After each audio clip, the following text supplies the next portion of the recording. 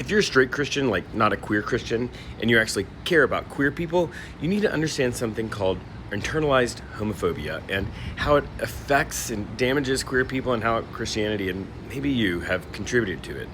Hi, I'm Jeremy. I'm a deep skeptic, also a pastor.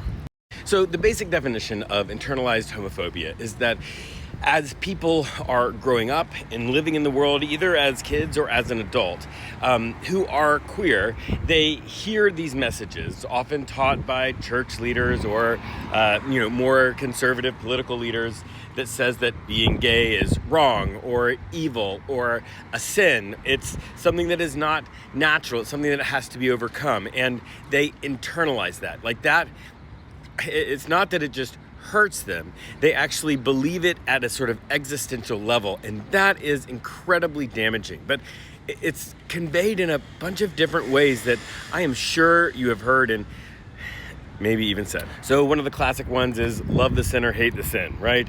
That idea is said often by people who are trying in some way to seem loving, but what they are doing is that they are telling people that who they are is a sin. And that because being queer is an identity. It's not an action. It's not something that somebody does. It is who they are. And so when you say love the sinner, hate the sin, in regards to queer people, it is exactly the kind of homophobic statement that sort of seeps in between the cracks, because it's not just overtly saying you are evil and horrible and going to hell. It's the sort of subconscious message behind the message. And there's another really huge one.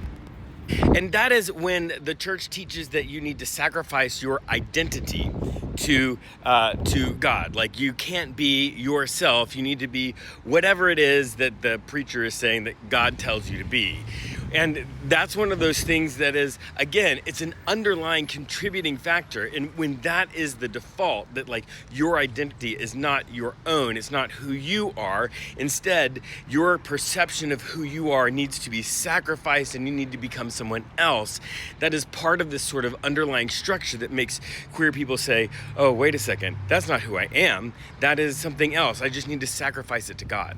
When all of this is internalized, initially, most people don't even identify that they are queer, that they are gay or lesbian or bisexual or pansexual or any of that stuff, right? They just see it as a temptation. They see it as something external to them, but it is external to them in a way that is very unhealthy, because they're externalizing their identity. They're externalizing who they are, and they're making the core of who they are into something that needs to be resisted.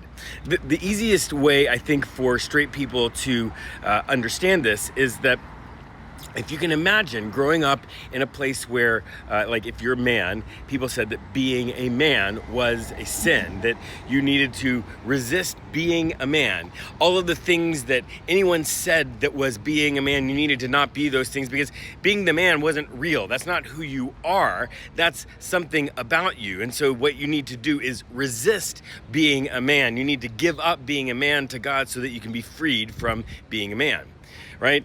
That sounds ridiculous to a straight person, because that's who they are. It's an intrinsic part of their identity. And that's the same thing for queer people. And what it does when they internalize these homophobic messages is it makes them not be able to accept who they are, not be able to come out to themselves for a long time, and often without a whole lot of therapy.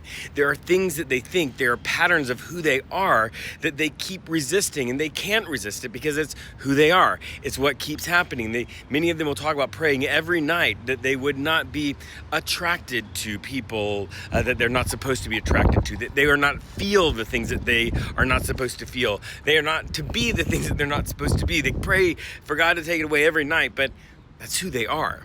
And it is deeply damaging. And this internalized homophobia is something that queer people struggle with even after coming out, even after the secret is out, even after they say, oh, this is who I am. And even when they are surrounded by a world of affirming people, they have deep struggles. They can feel guilt and shame, because the guilt and shame was programmed into them from the time that they were a little kid, when they went to youth group and when they sat in church and heard homophobic messages from their pastor, all of those things can continue to affect them. And the biggest thing is that it sometimes can make it just impossible to reconcile their faith and their identity. They actually cannot experience God or their faith, and it's not their fault. It's the fault of the church. It's the fault of leaders. It's the fault of the people who cause them to have this internalized homophobia. What I'm trying to say is that if you are a straight Christian, you need to understand that this is not just a small thing of just like, oh, I'm gonna believe something else. It is something that has deeply affected and damaged the core of who queer people are when they have experienced this level of homophobia, often when they are a child. This internalized homophobia is massive, and understanding that can help you understand all kinds of things that they are struggling with and help you support them. Because what it means is that you've got to speak up. You've got to, when somebody says love the sinner, hate the sin, say, no, that's not loving. That's actually damaging. When you hear these kinds of messages, making sure that this world can actually shift the way that it talks about this, especially in Christianity, especially to children, all of that kind of stuff is really important for straight people to be part of. And when they say to you, I can't believe in God, I can't go to church because of all of this internalized homophobia, because of all of what was said to them and done to them, your response is not going to be, oh, but let me take you to my church, it's so much better. No, your response is going to be, fair, I get that. I am so sorry that happened to you, because it's not their fault. The people that ruined God for them, the people that ruined the church for them, were church leaders, church people. And for many of them, the only way they can start to heal from that is to reject the whole thing and leave it all behind. Also, if that's you and you need a spiritual community of people that are not telling each other they're going to hell because they believe different things, who are trying to process this kind of religious trauma together, it's called Not Church, and in my profile you can find it.